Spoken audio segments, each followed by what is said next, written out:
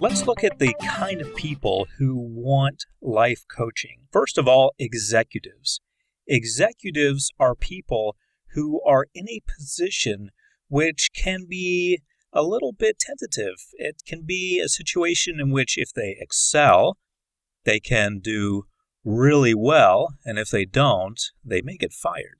So they may hire you to step in and work with them to help them either get to the next level or just keep from being fired, because chances are they've gotten some heat from someone. Someone has said, hey, you need to step it up. Or in a more fortunate situation for you, they're just the type of people who want to do better than everyone else. And maybe they're already doing really well. Maybe there's no chance of them getting fired, but they want to do even better. So they've hired you to take them to that next level, to help them make that next step. Because although they know essentially what needs to be done, there's some part of them that's been somewhat unable to reach that next step. So they want to have you work with them and have you develop them to get to that next level.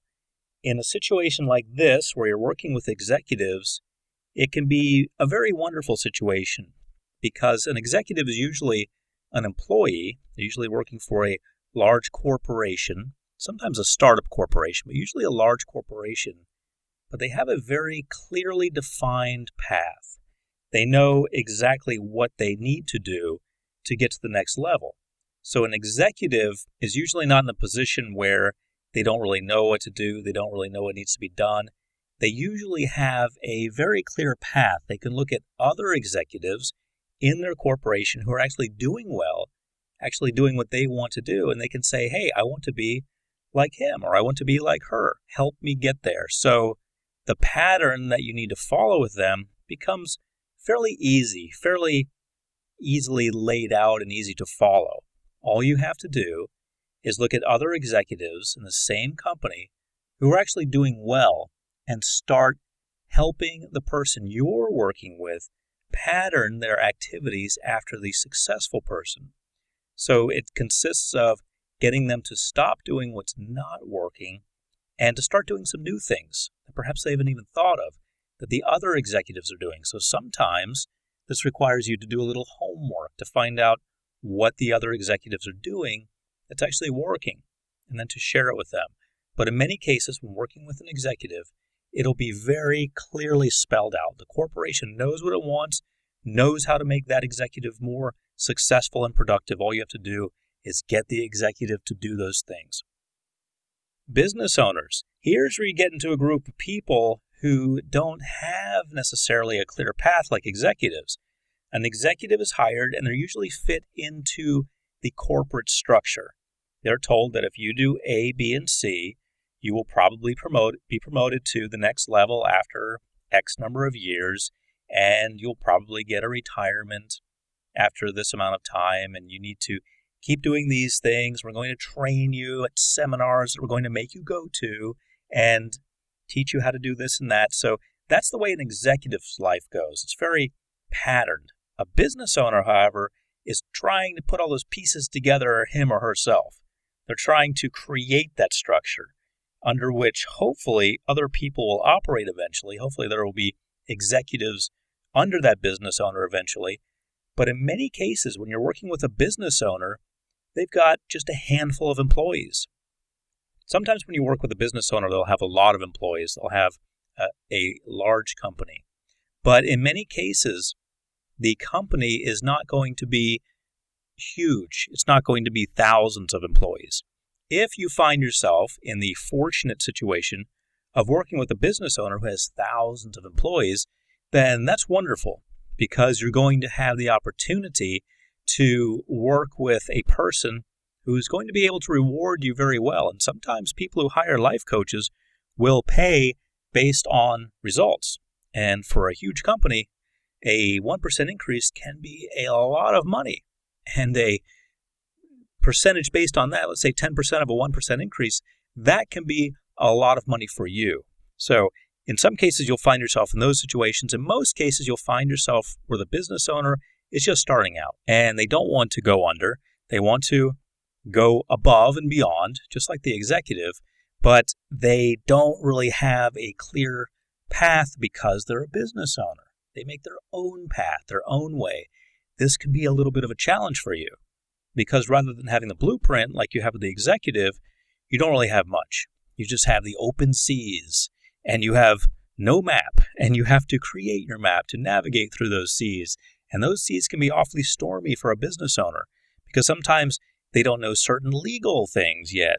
They don't have a lot of capital yet, meaning they don't have a lot of money, meaning if you don't produce, they don't have a lot of money to pay you and you're going to be gone.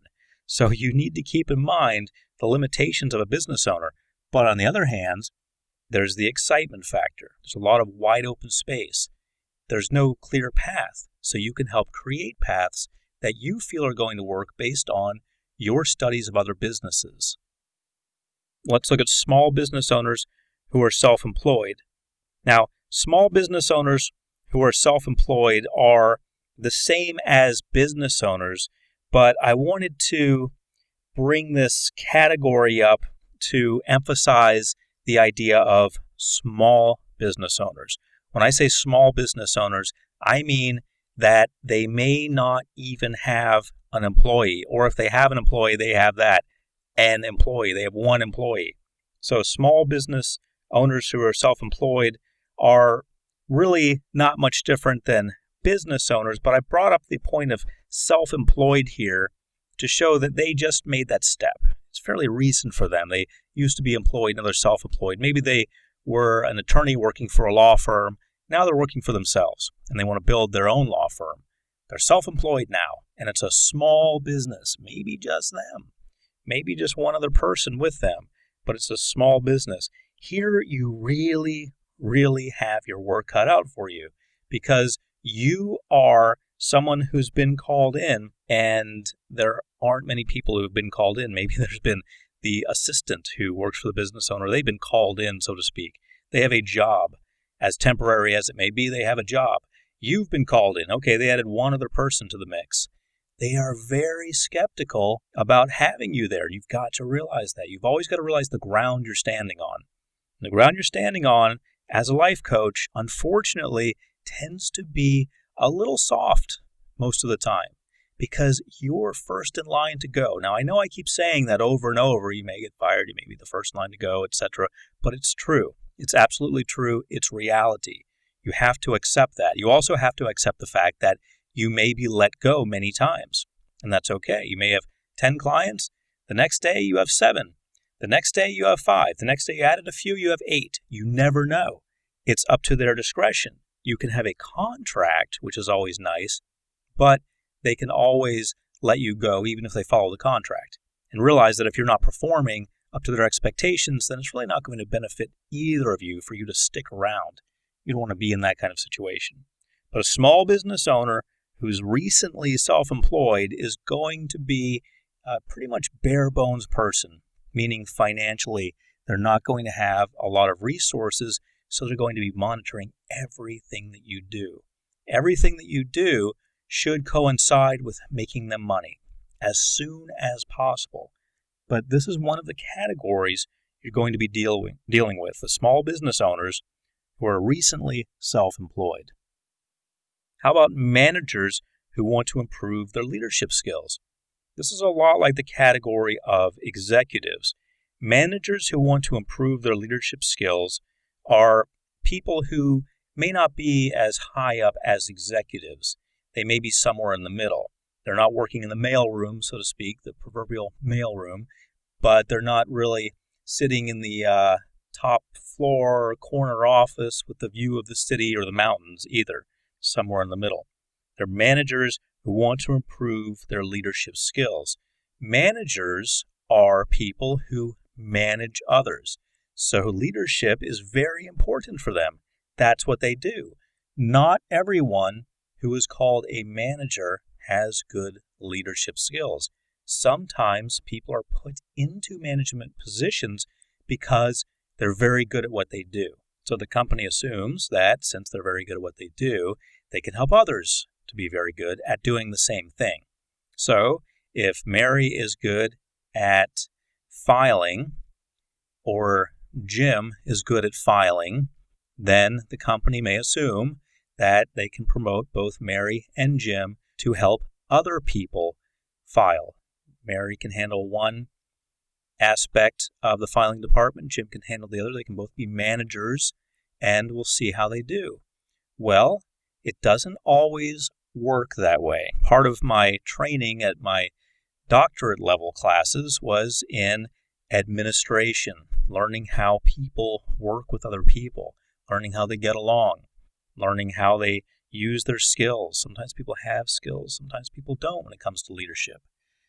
But what happens in many cases is that someone who's good at their job is not necessarily good at making sure other people do the same exact job. You would think they would be good. It just makes sense, doesn't it? It's kind of logical. If I'm good at stacking bricks one on top of the other, and you promote me to a position where I supervise 5 people whose job it is to stack bricks one on top of the other, you would think that I would do well at that. Because after all, isn't that what I do? Can't I teach that? But maybe I don't have the organizational skills or the leadership skills to motivate people to stack bricks properly, to get them there on time. Maybe I don't have those skills. Maybe I don't have the ability to do what you need me to do. So it doesn't always translate into me being able to manage others. So that's why a manager may call in a life coach to help them do what the people above them already assume they can do.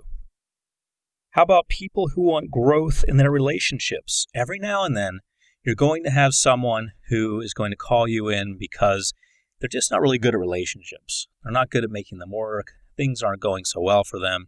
They don't know how to make a relationship work. And when you think about it, this person is really serious about relationships because they're spending money on it. They're hiring a life coach. Life coaches aren't cheap. They're hiring a life coach to come in and say, hey, here's what you need to do in your relationship. So they're paying money for it. Also, think about this. They've gotten to the point where they will pay money for it. They've probably exhausted everything else. They've probably tried talking to the person in their relationship or their various relationships. They've probably tried counseling of some sort. They've probably tried reading books and going to seminars, and really nothing's worked. That's usually the time at which you will be called in when it's something like this. So people who want growth in their relationships have usually tried everything else and now they want you. So they're very serious about relationships, but they really have no clue how to make them work. So here you come, and you have to solve this. You have to resolve it. You have to get it working smoothly. But when you think about it, relationships are not really limited to interpersonal relationships, to romantic relationships. Sometimes people have a challenge just speaking to people. Sometimes they're not getting out there. They're not networking. They're not doing things that will really help them. They're not doing things that will help them move along. And because of this social stifling that they feel, they're not moving along in other areas, perhaps getting jobs or being promoted or what have you, because they're just not good at forming relationships. And a lot of business, as you move up the ladder in the corporate world, has to do with relationships. And if you're a salesperson, that has to do with relationships. So when you help people with relationships, you really get into a lot of ground. Whether you're helping someone with their romantic relationships with their husband, wife, or relationships with their children or their parents or their grandparents, or interpersonal relationships that have to do with people they meet, their neighbors, or maybe their business associates who they go out bowling with or playing golf with or go out drinking with. No matter what realm you're getting into, you really get into interesting territory because you have to define the goal. And if you don't define the goal, then it becomes kind of odd and ambiguous. What are we doing? Well, I'm helping them shake hands. Well, what's that going to lead to? So you have to set standards and goals, especially when you work with this kind of situation. What about people seeking balance? Sometimes people just want to have balance. Now, usually when you have a client in this type of arena, the client is very well off. If someone ever calls you up and says, I need a life coach because I need balance. And they're talking very calmly like that. You're probably going to be dealing with someone who is at least a millionaire, if not more, and they just want things to flow. Now, if someone calls you up and says, oh my gosh, I just quit smoking and I just got a divorce and I'm buying a new house and wow, I could really use some balance. Okay, that's a different story. But if someone calls you up and they have a Zen-like attitude, you'll get to know the type of person I'm talking about. And they say, what I need in my life is some balance, some flow. The chi in my life, the chi energy that flows through my life is not flowing properly. You know what chi is? Chi is the energy used in feng shui, the Chinese art of placement, and proper chi flow through a home or office can actually aid in the efficiency of a person's life and allow it to flow smoothly, allow them to feel relaxed and powerful and calm and everything else they want. So if you have someone like that who's talking like I am now about spiritual matters, then you know that you have someone who is really into life balance. And if they're really into life balance and they don't say, well, I'd like to make more money or I've got to get better at relationships so I can make more money. If there's no talk of money, usually they're fairly wealthy. That is a wonderful situation. But your job becomes a little less defined.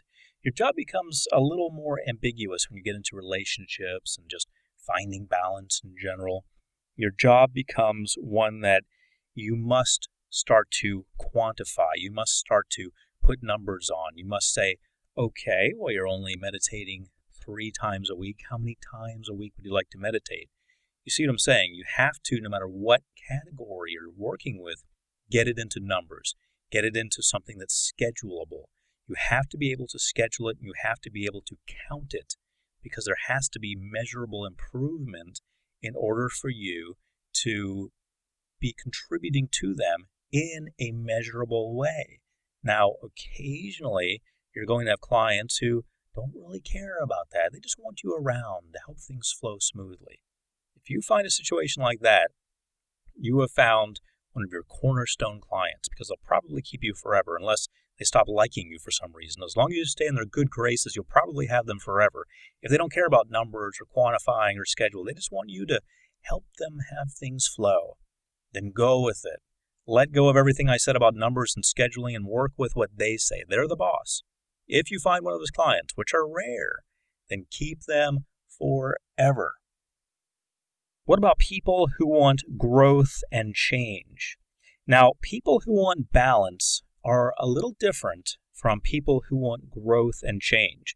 Balance is something where you've got A, B, and C going.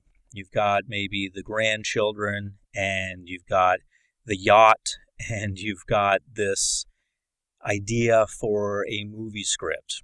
And let's say this is a millionaire who's called you up, and he or she has all these things going on. They just want everything to balance out. You see, there's not really a lot of tension there. There are things going on, but they're not things that sort of pull at the person in a negative way. They're actually wonderful things that are going on. So grandchildren, a yacht, and a potential script, these are all just wonderful things that are really all about fun and giving and sharing and so forth.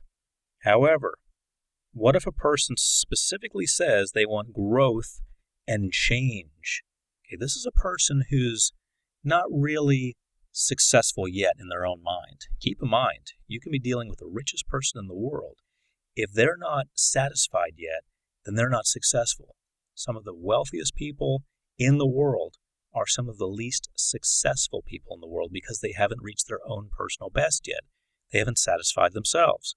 Sometimes this is because they go in the wrong direction. They think that chasing money is going to do it. They find out it's not going to do it. I was reading recently about the guy who directed a lot of Jim Carrey's movies.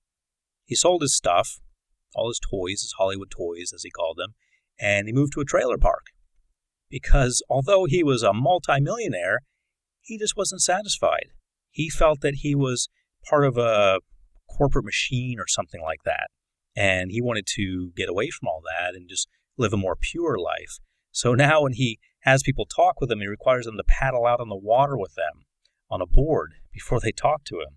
So that's a person who has gone very far and realized, wait a minute, wrong direction. That's not where I wanted to go. So not everyone who is wealthy is actually successful. So when people come to you and they want growth and change, that's a big challenge. You need to quantify what growth, quantify what change. Sometimes it's going to require a little soul searching first, figuring out what they'd like to change and how they would like to grow.